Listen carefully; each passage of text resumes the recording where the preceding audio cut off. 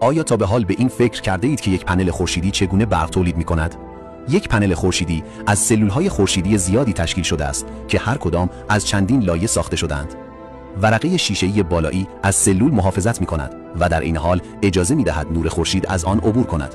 پوشش ضد بازتاب زیر آن مانع از هدر رفتن نور می شود. در زیر این پوشش یک لایه نازک نوع N شامل الکترون‌های آزاد وجود دارد، در حالی که یک لایه ضخیم‌تر نوع P حاوی حفره هاست. در محل اتصال این دو لایه بارهای مثبت در داخل و بارهای منفی در خارج تجمع می کنند. این باعث آزاد شدن الکترون‌ها از اتم‌های خنثی می شود. این الکترون‌ها به سمت انتهای لایه P حرکت می کنند و جریان الکتریکی ایجاد می کنند. برای جمع‌آوری و انتقال این جریان، تماس‌های فلزی در زیر لایه P و نوارهای فلزی نازک روی سطح سلول قرار داده می شوند. برق تولید شده سپس می تواند برای روشن کردن خانه‌ها، شارژ باتری‌ها، تأمین انرژی دستگاه‌ها و حتی تغذیه شبکه برق استفاده شود.